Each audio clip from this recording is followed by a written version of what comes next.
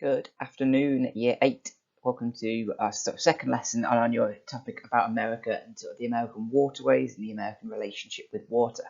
Today we are looking at the Mississippi River, the father of waters as it's sometimes known, the old man as it's sometimes known, a river that represents American history and represents America.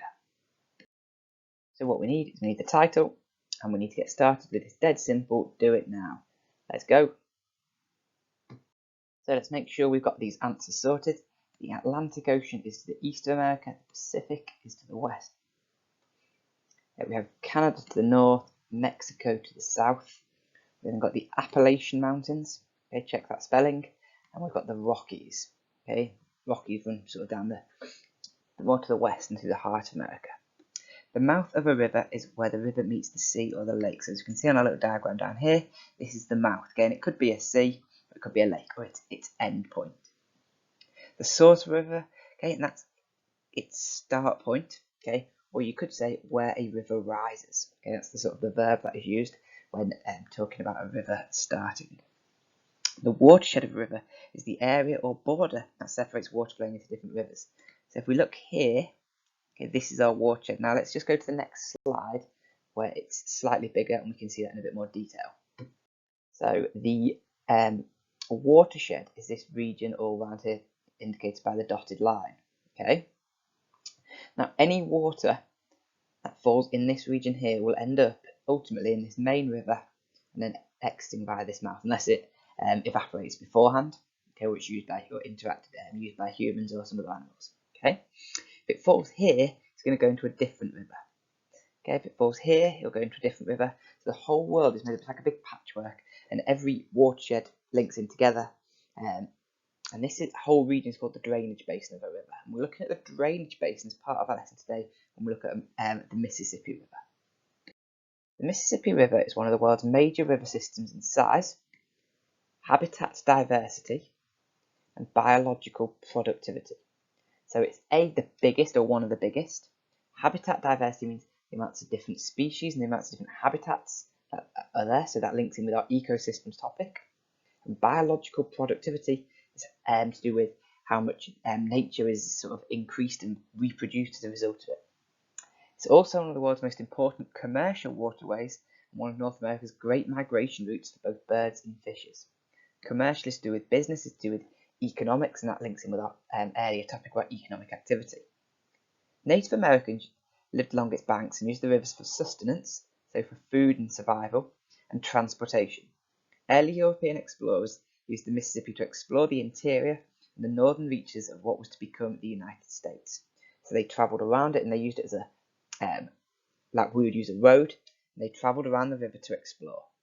Fur traders plied their trade on the river, and soldiers of several nations garrisoned troops at strategic points at various times along the river when the area was still on the frontier.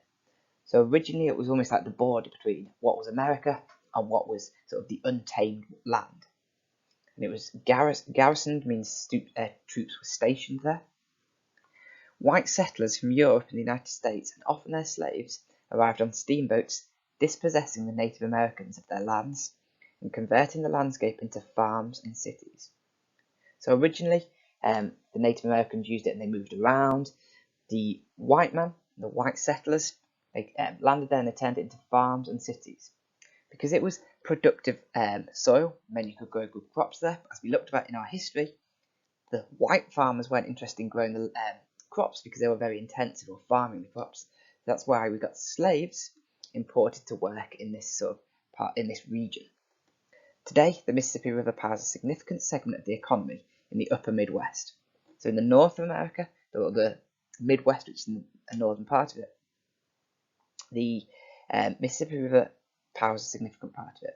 Barges and their tows, so barges and boats attached, move approximately 175 million tons of freight each year on the Mississippi for a system of 29 locks and dams. It's also a major recreational resource for boaters, canoeists, hunters, anglers, and bird watchers, and often offers many outdoor opportunities. So it's important for trade, but it's also important for having fun and holidays. The length. The Mississippi River is the second longest river in North America, flowing 2,350 miles from its source at Lake Itasca which is up here, through the centre of the continental United States to the Gulf of Mexico. The Missouri River, a tributary of the Mississippi River, is about 100 miles longer, and it runs. In total, the Mississippi runs through or along 10 states. So this here's the Missouri, okay? So it's a little bit longer, but the Missouri is a tributary, okay, and it joins into the Mississippi, okay? So the Missouri is less important because it joins into the Mississippi, and the Mississippi is the most important river. It goes through or along 10 states. It's used as a border between some states because it's a natural, but that side's one state, that side's the other. So it goes through it kind of, but there's no land on that side. Compared to other rivers, the Nile, the Amazon and the Yangtze are the only rivers bigger. So that's in Africa, South America, China and America. So we talked about watersheds at the start of the lesson, and this shows here the watershed of the Mississippi. Everywhere that's in sort of the lighter colour, any rain that falls in this region here ends up in this dark blue Mississippi Channel, unless it's used for other things. The area drained by a river and its tributaries. The Mississippi River drains an area of about 3.2 million square kilometres, 1.2 million square miles, including all or parts of 32 states and 2 Canadian provinces, about 40% of the continental United States. So 40%, okay, of the land of America, okay, not including Alaska and Hawaii, okay, gets drained into this river. That's a huge amount of water when you think about it. The Mississippi watershed is the 4th largest in the world. So like it's the 4th longest, it's also one of the biggest watersheds in the world. What I want you to do is pause the video for a second, and I'll need you to answer these 3 questions in full sentences in your book. How did the Native Americans use the Mississippi or the Old Man River? I added that name because that's what they sometimes call it. Number 2, why is the Mississippi River important for the American economy? Again, including details, including some facts here. And number 3, outline the course of the Mississippi River. So to do this one, the Mississippi River rises in, or Mississippi, the source of the Mississippi River is. It works its way through how many states, and its mouth is in. Okay, so that's a bit of an idea there. Pause it, get them done. Communities up and down the river use the Mississippi to obtain fresh water and discharge their industrial and municipal waste. We don't have good figures on water use for the whole Mississippi River basin, but we have some clues. A January 2000 study published by the Upper Mississippi River Conservation Committee states that close to 15 million people rely on the Mississippi River. So 15 million people, okay, going to 2000. That will have changed, that will have increased a lot in the past 20 years. 15 rely on the Mississippi River or its tributaries in just the upper half of the basin. So that says in this bit here, 15 million people rely on it. Okay? Some believe it is as high as 18 million. The Environmental Protection Agency simply says that more than 50 cities rely on the Mississippi for daily water supply. So 50 cities at least. Okay? And that's according to the Environmental Protection Agency, which is important because their job is to make sure that the water is healthy and the water is safe. But there's a problem. Okay, and let's look on the next map at this image here in a bit more detail. So what this shows, okay, this shows us the amount of nitrogen used in the crops. So you use nitrogen, okay, as a fertilizer. Nitrogen is bad for rivers as too much can starve the rivers of oxygen. Nitrogen is useful fertilizer for crops, but the diagram shows the build-up could cause problems. So as we can see, okay, lots of nitrogen is used to make sure the crops grow, but then some of it's washed off and into the rivers, which means that the balance in the rivers changes and there's no oxygen. Now we said in the very first, or earlier in when we were talking about the Mississippi, it was really popular with fishermen, and it was really important like that. But if there's no oxygen in the water, the fish will die, and it will change the sort of the makeup of the river. And instead of it being a sort of a living river, it would be a dead body of water, which is really important and something that the Americans really need to deal with because it's going to cause all sorts of problems. If we can see, this bit here is known as the Corn Belt. Okay, this is where the corn of America was grown. So they're abusing the natural resources and damaging the river as a result of that. So 2 more little questions for us to answer now. Prove the following statement. The Mississippi River is large and important.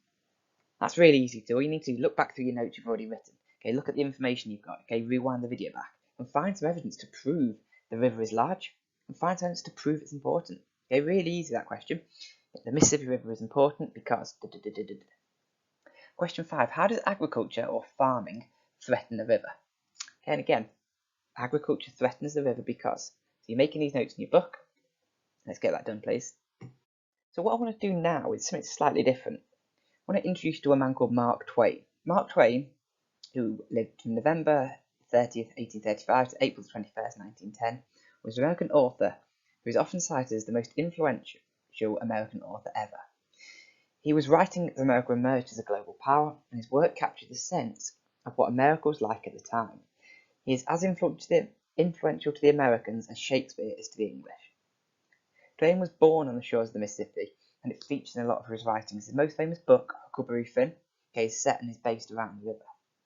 He's a really important figure in American sort of culture, and I just wanted to introduce you to him because it's something slightly different. He says lots of things about the river because it's where we grew up, but 2 important things I want us to consider next. Quote A. When I find a well-drawn character in fiction or biography, I generally take a warm person interest in him. For the reason that I've known him before, I've met him on the river.